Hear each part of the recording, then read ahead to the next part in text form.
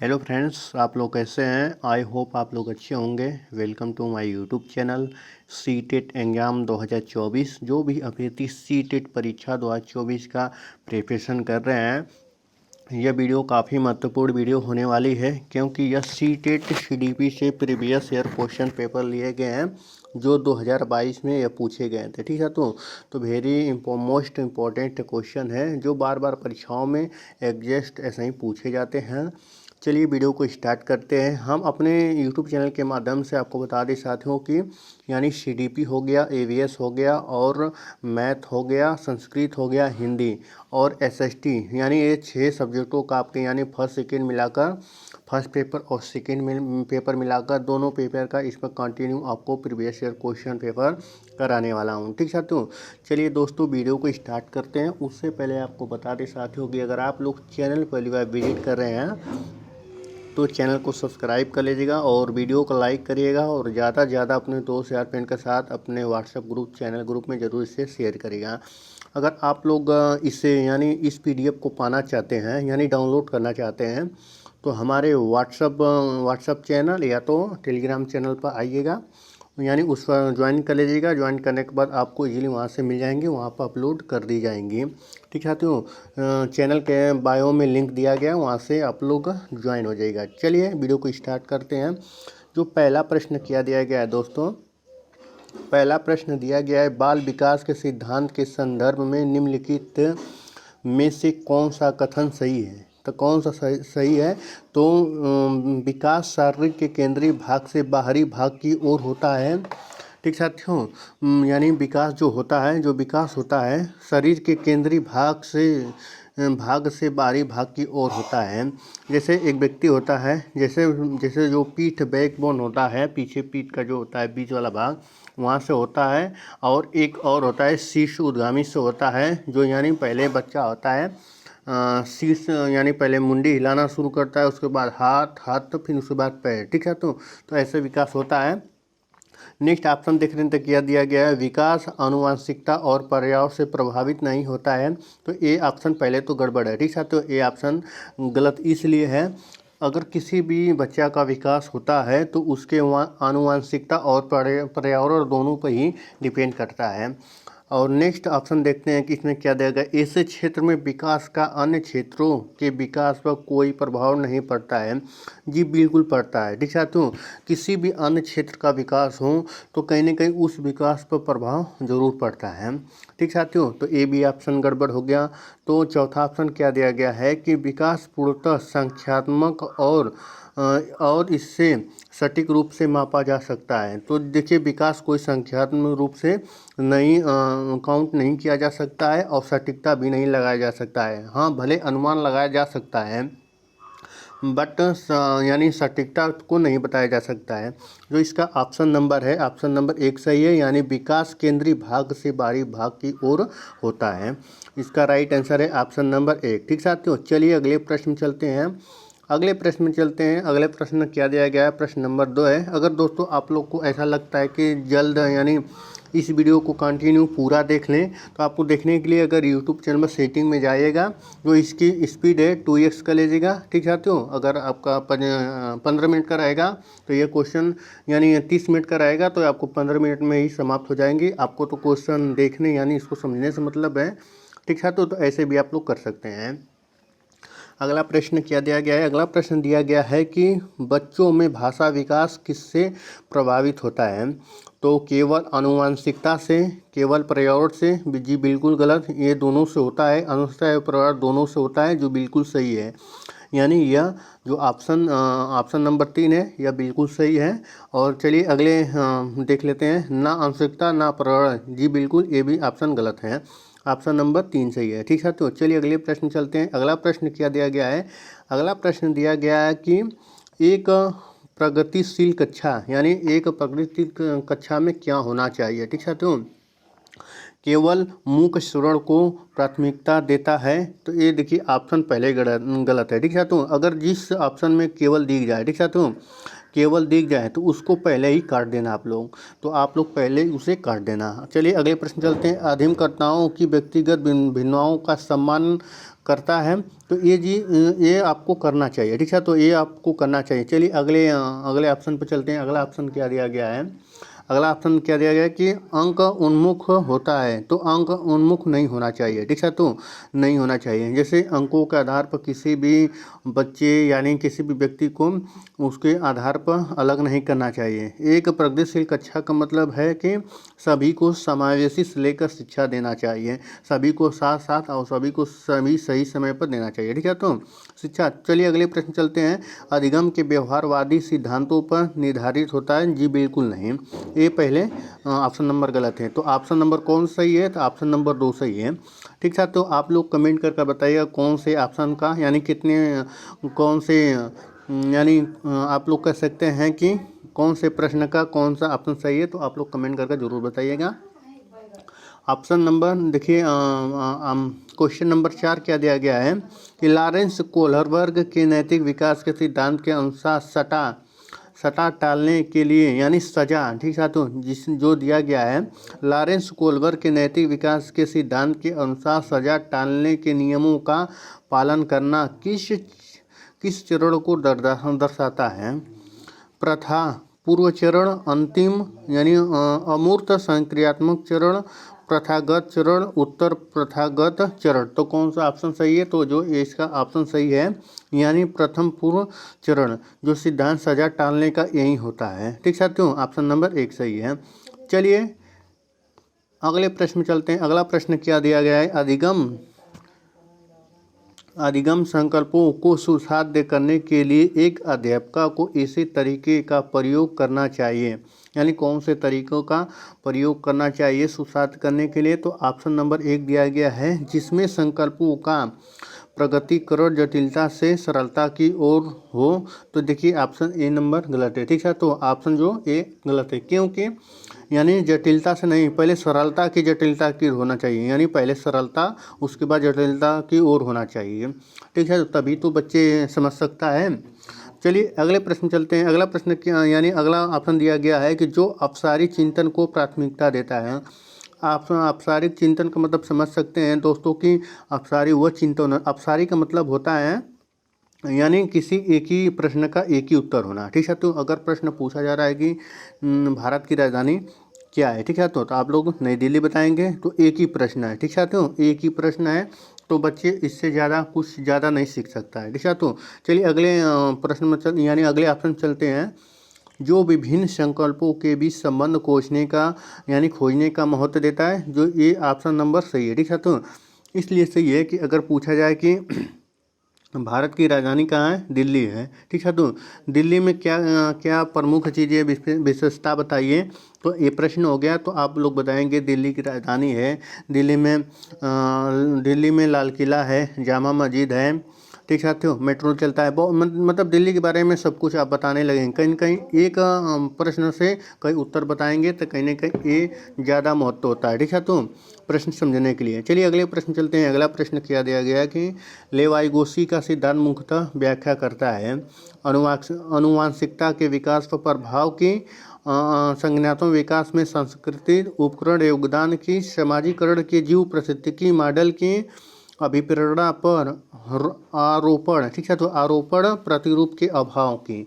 तो कौन सा ऑप्शन सही है? तो जो इसका ऑप्शन नंबर सही है यानी ऑप्शन नंबर 2 सही है, यानी संज्ञानात्मक विकास में संस्कृति उपकरणों का योगदान, ठीक है। तो चलिए अगले प्रश्न चलते हैं। अगला प्रश्न क्या दिया गया है? अगला प्रश्न दिया गया है कि क्रिकेट पर वार्तालाप के दौरान यानी क्रिकेट पर वार्तालाप के दौरान एक अध्यापक अधिकांशतः लड़कों से सवाल पूछ रहा है और लड़कियों से नहीं। अध्यापक की यह प्रक्रिया किसका उदाहरण है, ठीक है। तो जेंडर सशक्तता, जेंडर पक्षपात, जेंडर प्रासंगिकता, संबद्धता, जेंडर धमकी। तो कौन सा हो सकता है? देखिए यह जो शिक्षक क्या कर रहा है कि लड़कों लड़कियों के बीच में अलगाव कर रहा है, ठीक है। तो यानी अलगाव इसलिए कर रहा है कि यानी जो लड़के काम कर सकते हैं वही लड़के ही कर सकते हैं, लड़कियां नहीं कर सकती हैं। तो बट ये ऐसा गलत बात है, ठीक है। तो जो काम लड़के कर सकते हैं वो लड़की भी कर सकती हैं। जैसे लड़के अगर क्रिकेट खेलें तो लड़कियां भी क्रिकेट से खेल सकती हैं, अगर लड़के फुटबॉल खेल सकते हैं तो लड़कियां भी खेल सकती हैं। अब बछेंद्री पाल के बारे में ज़रूर सुना होगा। बहुत से व्यक्ति थे जो माउंट एवरेस्ट पर चढ़े थे, ठीक है। तो भारत की पहली ऐसी महिला है जो बछेंद्री पाल ने माउंट एवरेस्ट पर चढ़ी। तो कहीं ना कहीं यह दिखाता है जेंडर पक्षपात, ठीक है। तो इसमें इस जो क्वेश्चन में दिया गया है तो ये जेंडर पक्षपात दिखा रहा है, ठीक है।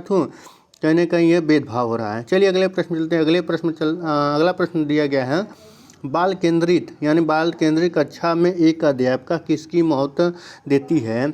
निरंतर वस्तुनिष्ठ रूपी परीक्षाओं को ज्ञान की सक्रिय संरचना प्रक्रिया को किसी भी तरह से पाठ्यक्रम को मापन को दंड आधारित कठोर अनुशासन पद्धति को। कौन सा ऑप्शन सही है? तो ऑप्शन नंबर 2 सही है, ठीक है। तो ऑप्शन नंबर 2 सही है, ज्ञान की सक्रिय संरचना प्रक्रिया को, ठीक है। तो चलिए अगले प्रश्न चलते। अगला प्रश्न क्या दिया गया? अगला प्रश्न दिया गया, निम्नलिखित में से कौन सा बच्चे के सामाजिकरण का प्राथमिक कारक है? पुस्तक एवं पत्रिकाएं या द्वितीयक, यानी यह द्वितीयक हो सकता है या तो तृतीयक भी हो सकता है, ठीक है। तो ये जो तृतीयक हो सकता है, ठीक है। तो पुस्तकें और पत्रिकाएं तृतीयक हो सकता है। निकष्ट परिवार, माता पिता के कार्यस्थल, अस्पताल के कर्मचारी। तो ये कौन सा हो सकता है? ऑप्शन नंबर 2 सकते हैं। जो प्राथमिक परिवार हो सकता है, जो माता पिता का कार्यस्थल होता है तो ऑफिस भी हो सकता है, ठीक साथियों। कहीं अगर काम करने जा रहे हैं, नौकरी करने जा रहे हैं तो कहीं ये स्थल प्रथम नहीं होगा, ठीक है। तो सबसे पहले क्या होता है? परिवार होता है, यानी निकष्ट परिवार होता है और जो परिवार के सदस्य होते हैं वह प्राथमिक होते हैं। द्वितीयक जो आपका स्कूल होता है, और तृतीयक में जैसे क्या होता है कि तृतीयक में देखिए पत्रिकाएँ हो गया, उसके बाद पुस्तकें हो गया, पुलिस स्टेशन हो गया, रेलवे स्टेशन हो गया, जो इससे ज्ञान मिलता है यह तृतीयक में आता है, ठीक है। तो ऑप्शन नंबर 2 सही है, ठीक है। तो चलिए अगले प्रश्न चलते। अगला प्रश्न क्या दिया गया है? अगला प्रश्न दिया गया है, निम्नलिखित में से कौन सा उम्र समूह जिन पियाजे के संज्ञानात्मक विकास के सिद्धांत के मूर्त संक्रमणात्मक अवस्था चरण के सम्मुख रूप है? जन्म से 2 साल, 2 साल से 7 साल, 7 से 11 साल, 11 साल से ऊपर। तो कौन सा इसका राइट आंसर है? ऑप्शन नंबर 3 सही है, 7 से 11 साल, ठीक है। तो चलिए अगले प्रश्न चलते हैं। अगला प्रश्न क्या दिया गया है? 11 क्या दिया गया है? 11 का मतलब 11, क्वेश्चन नंबर 11, ठीक है। तो आप एक अध्यापक हैं जो विश्वास करता है कि बच्चे विभिन्न गतियों और अलग अलग तरीकों से सीखते हैं। आप अपनी कक्षा में ऐसी आकलन योजना करेंगे जो सभी विद्यार्थियों के लिए समान हो, केवल वस्तुनिष्ठ प्रश्नों के लिए सम्मिलित हो। जी बिल्कुल गलत है, जहाँ केवल देखिएगा उस ऑप्शन को काट दीजिएगा, ठीक है। तो बच्चे के सीखने के तरीके से संबंधित न हो, ये भी ऑप्शन गलत है, यानी बच्चे से सीखने से संबंधित हो, ठीक है। तो आकलन के अलग अलग तरीके पर आधारित हो, ठीक है। तो ये ऑप्शन भी गलत हो सकता है, ठीक है। ठीक है। तो जो इसका राइट आंसर है ऑप्शन नंबर 4 सही है, यानी अलग अलग हो सभी विद्यार्थियों के लिए समान हो। देखिए किसी भी मल्टीपल विद्यार्थी होते हैं क्लास में, तो आपको एक जैसे विद्यार्थी नहीं मिलेंगे, ठीक है। तो एक जैसे विद्यार्थी नहीं मिलेंगे, कोई थोड़ा उसका IQ पावर कम होता है, किसी का ज़्यादा होता है, तो उसके मल्टीपल बच्चों के लिए यानी अलग अलग आपको अप्रोच करना पड़ता है, पढ़ाना पड़ता है, ठीक है। तो जो इसका राइट आंसर है ऑप्शन नंबर आकलन के अलग अलग तरीके पर आधारित हो, ठीक है। तो चलिए अगले प्रश्न चलते हैं। अगला प्रश्न क्या दिया गया है? अगला प्रश्न दिया गया है, लेव वाइगोस्की के सिद्धांत के अनुसार निम्नलिखित में से कौन सी अध्यापन अधिगम प्रक्रिया को पाठ प्रदान करने की प्रभावशाली तकनीकी है? तो जो ऑप्शन नंबर 1 है, समस्या, यानी समस्या के समाधान हेतु स्थित पद पर निर्देश देना, ठीक साथियों। और चलिए अगले ऑप्शन पर देख सकते हैं क्या दिया गया है। अगला ऑप्शन क्या दिया गया है कि गलत जवाबों पर बच्चों को दंडित करना। जी बिल्कुल नहीं है, ये भी ऑप्शन गलत है। पद पर निर्देश भी नहीं देना है। समस्या को सुलझाने के दौरान यदि बच्चे किसी बिंदु पर अटक जाएं तो उस संकेत और इशारे देना। जी बिल्कुल, लेव वाइगोस्की सामाजिक सांस्कृतिक का सिद्धांत दिया है, ठीक साथियों। तो ये ऑप्शन नंबर सही है, यानी इनके कहने का इसके अनुसार क्या है कि जो भी बच्चा अगर कहीं अटक रहा है तो थोड़ा सा आप लोग कक्षाओं में देखे होंगे, कभी हम लोग पढ़े होंगे और पढ़ा भी रहे होंगे, तो क्या होता है कि अगर बच्चा थोड़ा सा कहीं से मिस्टेक हो रहा है या तो अटक रहा है, थोड़ा सा आप लोग सहारा दे देते हैं कि नहीं उसको आ जाए, जैसे आ जाता है तो उससे कॉम्पिटिशन बढ़ जाता है। ठीक साथियों, देखिए तो ये ऑप्शन नंबर 3 सही है। और लेवाइगोस्की के द्वारा एक और यानी सिद्धांत है, यानी पाड़ का। ठीक साथियों, पाड़ का है, तो पाड़ इसे भी कर सकते हैं, मतलब सहारा देना। पाड़ का मतलब सहारा देना। ठीक साथियों, चलिए अगले प्रश्न चलते हैं।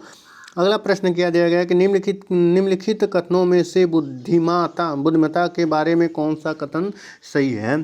तो बुद्धिमत्ता को केवल बुद्धि लब्धि परीक्षाओं द्वारा मापा जा सकता है, जी बिल्कुल गलत। ठीक है, तो ऑप्शन नंबर पहले गलत है, यानी केवल जहां आप देख लें, आप केवल जहां देख लें उसको काट दीजिएगा। ठीक है, तो यह ब्रह्मास है। ठीक है, तो बुद्धिमत्ता संबंधित व्यक्तिगत भिन्नताओं में आनुवंशिकता की कोई भूमिका नहीं होती है, जी बिल्कुल होती है। तो ऑप्शन नंबर पहले गलत है, आनुवंशिकता और पर्यावरण दोनों ही होता है। ठीक है, तो चलिए अगले ऑप्शन में चलते हैं। अगला ऑप्शन क्या दिया गया है कि एक क्षेत्र में उच्च बुद्धिमत्ता अन्य क्षेत्रों में भी उच्च बुद्धिमत्ता सुनिश्चित नहीं करता। ठीक है, तो ये भी ऑप्शन गलत है।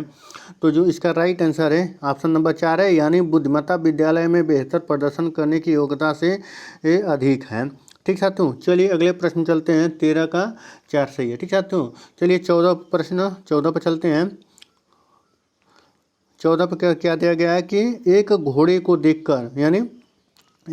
देखकर एक 3 वर्षीय बालिका चकित होकर बोली, वाह, इतना बड़ा कुत्ता। जीन पियाजे के संज्ञानात्मक विकास के सिद्धांत के अनुसार बालिका की यह प्रक्रिया निम्नलिखित किसका उदाहरण है।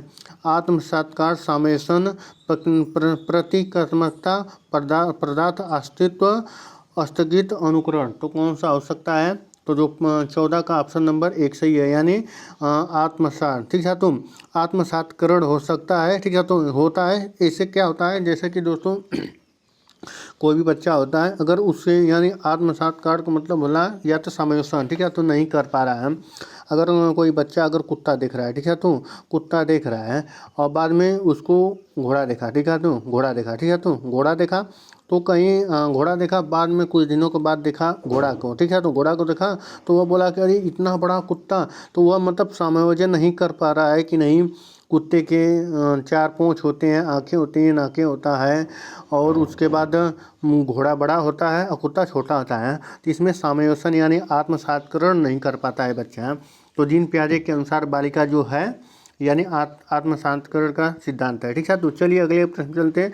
अगले प्रश्न में क्या दिया गया है, 15वां प्रश्न है। 15वां प्रश्न में क्या दिया गया है कि भाषा एवं विचार पर लेवाइगोस्की क्या सुलझाते हैं।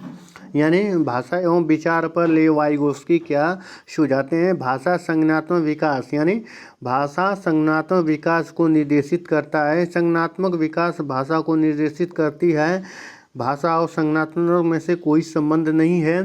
संज्ञान यानी संज्ञान भाषा से स्वतंत्र है। संज्ञान क्या भाषा स्वतंत्र है, जी बिल्कुल ऑप्शन नंबर एकदम गलत है यह। ठीक है, तो जो 15 का जो इसका राइट आंसर है दोस्तों, यानी क्या करता है, भाषा जो है संज्ञानात्मक विकास को निर्देशित करता है। यानी कैसे निर्देशित करता है, जैसे अपने मन में कोई विचार करते हैं, यानी सीटेट को पास करना है, तो आप लोग कहीं ना कहीं ये मंथन कर रहे हैं। तो जो मंथन कर रहे हैं अपने भाषा के माध्यम से कर रहे हैं कि सबसे पहले हम CDP पढ़ेंगे, EVS पढ़ेंगे, पेडागोजी पढ़ेंगे और उसके बाद कंटेंट पढ़ेंगे। तो कहीं ना कहीं अपनी भाषा में विचार कर रहे हैं ना। तो यही ऑप्शन नंबर 1 सही है। चलिए अगले प्रश्न चलते हैं। अगला प्रश्न क्या दिया गया है। अगला प्रश्न दिया गया है कि बच्चों में सृजनात्मकता यानी सृजनात्मकता को किस प्रकार साध्य किया जा सकता है। अन्वेषण को प्रोत्साहित करके, अध्यापक केंद्रित शिक्षा शास्त्र। देखिए, सबसे पहले अध्यापक केंद्रित शास्त्र नहीं होना चाहिए, बाल केंद्रित शिक्षा शास्त्र होना चाहिए। ठीक है, तो बालक के लिए यानी अध्यापक के लिए नहीं। ठीक है, तो चलिए अगले पॉइंट चलते हैं। लगातार अभ्यास और दोहराव, ये भी ऑप्शन नंबर गलत है। बच्चे को यानी लगातार अभ्यास और दोहराव नहीं करना, ये नेगेटिव वर्ड है। ठीक है, तो यह नेगेटिव वर्ड है। और केवल अनुकरण, ये देखिए ऑप्शन तीनों गलत हो गए। तो ऑप्शन नंबर 1 सही है। 16 का ऑप्शन नंबर 1 सही, अन्वेषण को प्रोत्साहित कर। चलिए अगले प्रश्न चलते हैं। अगला प्रश्न क्या दिया गया है कि गुणज वैकल्य सीधे तौर पर निम्नलिखित में किससे संबंधित है। तो किससे संबंधित है? गति विषयक आसक्तता से है, दूसरों के प्रकरणों इरादों से समझने में प्रभाविता से, संगीती योग्यता से, गणितीय संकल्पों को अधिगम को कठिनाइयों से। तो कौन सा? जो गुणज है, जो गुणज वैकल्य सीधा है, तो गुणज समझ सकते हैं गणित से संबंधित है। तो साथियों जो ये ऑप्शन नंबर यानी आप लोग गुणज वैकल्य का मतलब ये है गणित से संबंधित है। तो गणितीय किसमें किसी ऑप्शन में देखिए ऑप्शन नंबर 4 में है, तो ऑप्शन नंबर 4 ए ही होता है। यानी गणित वैकल्य धीरे मतलब सीधे तौर पर किससे संबंधित है? तो गणितीय संकल्पों के अधिगम को कठिनाइता से होता है। ठीक है, तो ऑप्शन नंबर 4 सही है। चलिए अगले प्रश्न चलते हैं। देखिए अधिनियम 2009 शिक्षा का अधिकार यानी आरटी के जो अनुसार 2009 का जो है पैराग्राफ है लिया गया है वहाँ से। यह काफ़ी महत्वपूर्ण होता है जो परीक्षाओं में बार बार पूछे जाते हैं। ठीक है, तो चलिए इसका यानी शिक्षा का अधिकार अधिनियम 2009 के अंतर्गत निजी विद्यालयों में आर्थिक रूप से कमजोर वर्गों विद्यार्थियों को दाखिल हेतु सीटों को आरक्षण का प्रावधान है। इन छात्रों को सफल समावेशन हेतु अध्यापक को किस तरह से शिक्षा शास्त्र का प्रयोग करना चाहिए? भेदभावात्मक, देखिए भेदभावात्मक नहीं होना चाहिए। ठीक है, तो अलगावात्मक, ये भी प्रश्न गलत है, अलगाव नहीं होना चाहिए। समस्या पर आधारित होना, समता पर आधारित होना चाहिए, एक तरह से सही हो सकता है। अगले प्रश्न देख सकते हैं अगले पॉइंट पर कि समानता पर आधारित, देखिए समानता पर नहीं होना चाहिए यानी समता पर आधारित होना चाहिए। क्षमता पर का मतलब कले का मतलब एक ऐसा शिक्षा शास्त्र होना चाहिए जैसे कि समानता का मतलब सभी को एक प्रकार की शिक्षा देना। ठीक है, तो ये ऑप्शन नंबर गलत है। थोड़ा सा 1 मिनट लगेगा आपको बता दें कि समानता जो परीक्षाओं बार बार पूछे जाते हैं। क्षमता पर आधारित ये होता है कि देखिए कोई बच्चा होता है। ठीक है, तो देखिए एक बाउंड्री है। ठीक है, तो एक फील्ड है, देखिए एक फील्ड है, यहाँ देखिए एक बाउंड्री लगा। ठीक है, इसमें क्रिकेट हो रहा है, समझ सकते हैं यहाँ पर क्रिकेट हो रहा है। ठीक है, तो यहाँ 4 व्यक्ति खड़े हैं। ठीक है, तो 4 व्यक्ति खड़े हैं। यह व्यक्ति बड़ा है, सबसे बड़ा यानी हाइट में बड़ा है, यह व्यक्ति छोटा है। ठीक है, तो फिर उसके बाद ए वाला छोटा है, फिर उसके बाद ए सबसे छोटा है। ठीक है, तो देखने के लिए बाउंड्री, ये व्यक्ति तो अब देख रहा है कि नहीं हमको क्रिकेट का मैदान दिख रहा है, उसमें क्रिकेट यानी खेल रहे हैं, प्लेयर खेल रहे हैं। तो जो ये तीनों हैं उससे छोटे हैं, तो एक को दो थोड़ा सा दिख रहा है, एक तो उसको नहीं दिख रहा है, एक तो छोटा वाला उसको एकदम नहीं दिख रहा है। ठीक है, तो इसके क्या है कि इसके नीचे टेबल लगा दिया गया, इसके भी नीचे टेबल लगा दिया गया, इसके लेबल यानी इसके नीचे भी टेबल लगा दिया गया। ठीक है, तो जो ये चारों व्यक्ति थे सामने से मतलब एक बराबर हो गए और क्रिकेट को पूरा देखने गए। तो यही ये साम्यता का आधारित होता है। ठीक है, तो यही साम्यता होता है। चलिए अगले प्रश्न चलते हैं। अगला प्रश्न क्या दिया गया है? अगला प्रश्न दिया गया है कि एक सामयिक शिक्षा में सूचना को किस तरह से प्रस्तुत करना चाहिए? शाब्दिक रूप में, दृश्यक रूप में, मौखिक रूप में, बहुलक रूप में। तो किस में करना चाहिए? 19 का ऑप्शन नंबर 19 का है, ऑप्शन नंबर 4 सही है। ठीक है, तो यानी बहुलक रूप में होना चाहिए। बहुल यानी बहुलक नहीं दोस्तों सॉरी। ठीक है, तो यानी बहुल रूप में होना चाहिए यानी बहुत से रूपों में इसको होना चाहिए। ठीक है, तो जैसे डिवाइड खंड। ठीक है, तो चलिए अगले प्रश्न ले। अगला प्रश्न क्या देगा कि शिक्षा की समकालीन नीतियों के अनुसार दिव्यांग बच्चों की शिक्षा के लिए कौन सा मॉडल सुझाया गया है? तो कौन सा मॉडल सुझाया गया? व्यावसायिक शिक्षा, सामूहिक शिक्षा, अलगाववादी। ठीक है, तो शिक्षा, सम्मिलित या कृतिक शिक्षा। तो कौन सा शिक्षा है? तो ऑप्शन नंबर 2 सही है यानी सामूहिक शिक्षा। ऑप्शन नंबर 2 सही है, सामूहिक शिक्षा समकालीन नीतियों के अनुसार दिव्यांग बच्चों के लिए यानी सामूहिक शिक्षा में सभी को साथ लेकर पढ़ाना पड़ता है यानी सभी को एक साथ सिखाना पड़ता है और सामूहिक शिक्षा में किसी के साथ भेदभाव नहीं होना चाहिए। चलिए अगले प्रश्न चलते हैं। अगला प्रश्न क्या दिया गया है कि अधिगम प्रक्रियाओं के बारे में निम्नलिखित में से कौन सा कथन गलत है? तो अधिगम एक निरंतर प्रक्रिया है। जी बिल्कुल है। ठीक है, तो यानी जो अधिगम है निरंतर प्रक्रिया है, निरंतर सीखने की प्रक्रिया। ठीक है, तो चलिए अगले पॉइंट चलते हैं कि अधिगम प्रक्रिया में त्रुटियां और गलतियां अप्रासंगिक है। देखिए ये ऑप्शन नंबर गलत है। ठीक साथियों, ऑप्शन नंबर गलत का मतलब प्रासंगिक है। कौन सा गलत मतलब यहाँ देखिए गलत पूछा गया है तो गलत है। ठीक साथियों, तो यह प्रासंगिक नहीं प्रासंगिक हो, अप्रासंगिक नहीं होना चाहिए, अप्रशासनिक नहीं होना नहीं यानी प्रशासनिक होना चाहिए। तो ये जो ऑप्शन नंबर सही है। ठीक साथियों, चलिए अगले प्रश्न चलते हैं। अगला प्रश्न क्या दिया गया है? अगला प्रश्न क्या है? बच्चों को बारंबारता यह बोलने के लिए ये वह अधिगम के लिए योग्य नहीं है कि किस संभावना को बढ़ावा देता है? बच्चे अधिगम के प्रति अनुप्रेरित निष्प्रेरित हो जाता है। ठीक है, तो अनुप्रेरित निष्प्रेरित हो जाता है। तो एक समय के लिए ये ऑप्शन सही हो सकता है। तो अगला ऑप्शन देख सकते हैं क्या दिया गया है। ठीक साथियों, अधिगम की गति में तेजी आ जाएगी। जी बिल्कुल नहीं। अगर किसी के अधिगम में योगदान नहीं है तो तेजी नहीं आएगी, धीमा आएगा। ठीक है, तो बच्चा अधिगम के प्रति अभिप्रेरित हो जाएगा। जी बिल्कुल नहीं। ठीक है, तो बच्चों के अधिगम में कोई प्रभाव नहीं पड़ेगा। तो ये भी ऑप्शन गलत है। ऑप्शन नंबर 1 सही है। ठीक है, तो चलिए अगले प्रश्न चलते हैं। अगला प्रश्न क्या दिया गया है? अगला प्रश्न है समस्या समाधान कौशल को किस प्रकार बढ़ाया जा सकता है? किस प्रकार पढ़ाया जा सकता है? जो ऑप्शन नंबर 1 क्या है कि उपकरणों सामग्री परंपरागत प्रयोग पर ध्यान देकर। ऑप्शन नंबर 2 है समस्याओं को मानक रूप में प्रस्तुत कर समस्याओं को वैकल्पिक तरीकों को मानकर यंत्रवत याद करके। तो कौन सा ऑप्शन सही है? 23 का जो ऑप्शन नंबर यानी 3 सही है, यानी समाधानों के वैकल्पिक तरीकों को मानकर। ठीक है, तो चलिए अगले प्रश्न चलते हैं। अगला प्रश्न क्या दिया गया है? अगला प्रश्न दिया गया है कि प्राथमिक कक्षाओं में संकल्प अध्यापन हेतु विषय वस्तु करने का कौन सा क्रम सर्वाधिक उपयुक्त है? देखिए, संकेत हो गया, चित्र हो गया, मूर्त सामग्री हो गया। ठीक है, तो एक तरह से ये ऑप्शन नंबर सही है। ठीक है, तो एक तरह से आप लोग ये 24 का ऑप्शन नंबर सही मान सकते हैं। तो अगले प्रश्न में चलते हैं कि अगला संकेत क्या है? यानी संकेत मूर्त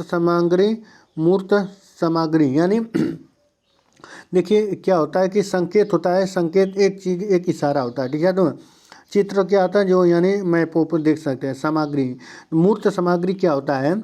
जो मूर्त सामग्री ये होता है कि जो वस्तु बच्चे देख सकते हैं, जैसे खिलौने और छोटी वाली गाड़ी जो चलने वाली होती है, खिलौने वाला होता है, घोड़ा हो गया, पेड़ हो गए, पौधे हो गए, जानवर हो गए, जो बच्चा वस्तु को देख सकता है उसे मूर्त सामग्री करते हैं। ठीक है, तो संकेत मूर्त सामग्री चिंतन। तो यही ऑप्शन सेम है, चित्र संकेत मूर्त सामग्री। तो कौन सा? ए भी ऑप्शन नहीं है। देखिए, पहले यानी मूर्त सामग्री पहले जो बच्चा देख सकता है, सुन सकता है, स्पर्श करता है उसे, फिर उसके बाद चित्र, फिर उसके बाद संकेत देना का आप लोग काम करेंगे।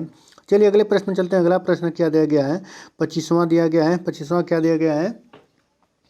25 क्या दिया गया है कि बच्चे के अधिगम पर कक्षा में वातावरण का काफ़ी प्रभाव पड़ता है। प्रवृत्ति अनुमुखी अधिगम वह अधिगम जो अधिगम समझने पर जोर दे। संस्कृति को बढ़ावा देने के लिए कक्षा का वातावरण किस तरह का होना चाहिए? तो प्रदर्शन अनुमुखी, स्पर्धात्मक एवं व्यक्तिपरक, अध्यापक प्रधान, सकारात्मक एवं सहयोगात्मक। तो कौन सा ऑप्शन सही है? तो ऑप्शन नंबर 4 सही है। ठीक है, तो सकारात्मक सहयोगात्मक। ठीक है, तो चलिए अगले प्रश्न चलते। अगला प्रश्न क्या दिया गया है कि अधिगम के संदर्भ में निम्नलिखित में से कौन सा कथन सही है? तो कौन सा कथन सही है? परीक्षाएं ही अधिगम का चरम लक्ष्य है। जी बिल्कुल नहीं, परीक्षाएं चरम लक्ष्य नहीं है। ठीक है, तो 26 का ऑप्शन नंबर 1 है। ऑप्शन नंबर 2 में क्या दिया गया है? ठीक है, तो ऑप्शन नंबर 2 में क्या दिया गया कि अधिगम एक निष्क्रिय प्रक्रिया है। तो जी बिल्कुल गलत है। अधिगम एक सक्रिय प्रक्रिया है जिसमें अधिकारों को यानी अधिगमकर्ताओं की संलग्नता की आवश्यकता नहीं होती है। जी बिल्कुल होती है। तो ये जो ऑप्शन नंबर पहले गलत है। देखिए, भावों का अधिगम प्रक्रिया पर कोई प्रभाव नहीं होता है इस ये भी ऑप्शन गड़बड़ है। तो ऑप्शन नंबर कौन सही है? ऑप्शन नंबर 4 सही है। ठीक है, तो यही बचा, तो यही सही है। इसमें क्या देगा, अधिगम एक जटिल प्रक्रिया है जिसमें अधिगमकर्ताओं की सक्रिय संलग्नता की आवश्यकता होती है। ठीक साथियों, चलिए अगले प्रश्न चलते हैं। अगला प्रश्न क्या देगा कि अधिगम का सामाजिक संरचना विचार अधिगम प्रक्रिया की महत्वता पर बल देता है। पारस्परिक क्रिया, पुस्तक और दंड, अनुवांशिकता, अनम्य, अटल, शिक्षा शास्त्री, उपगामु। ठीक साथियों, जो इसका राइट आंसर है तो ऑप्शन नंबर यानी 27 का एक सही है। ठीक साथियों, पारस्परिक क्रियाओं से। चलिए अगले प्रश्न चलते हैं। अगला प्रश्न क्या दिया गया है कि निम्नलिखित में से कौन सा युग्म घटक और अभिप्रेरणा स्रोत का सही रूप से मिला युक्त है, यानी मिलान युक्त है, यानी आत्म परितोषण, वाय अभिप्रेरणा, जिज्ञासा जो है आंतरिक अभिप्रेरणा है। तो ये जो ऑप्शन नंबर सही है, यानी जो जिज्ञासा होता है आंतरिक अभिप्रेरणा होता है। ठीक साथियों, आत्म परितोषण होता है, वाय नहीं होता, ये भी आत्म होता है यानी आंतरिक होता है। नगद पुरस्कार आंतरिक अभिप्रेरणा, नगद पुरस्कार जो आंतरिक प्रेरणा नहीं होता है। ठीक साथियों, तो आंतरिक प्रेरणा नहीं होता है। जो इसका राइट आंसर है दोस्तों ऑप्शन नंबर 2 सही है। चलिए अगले प्रश्न चलते हैं।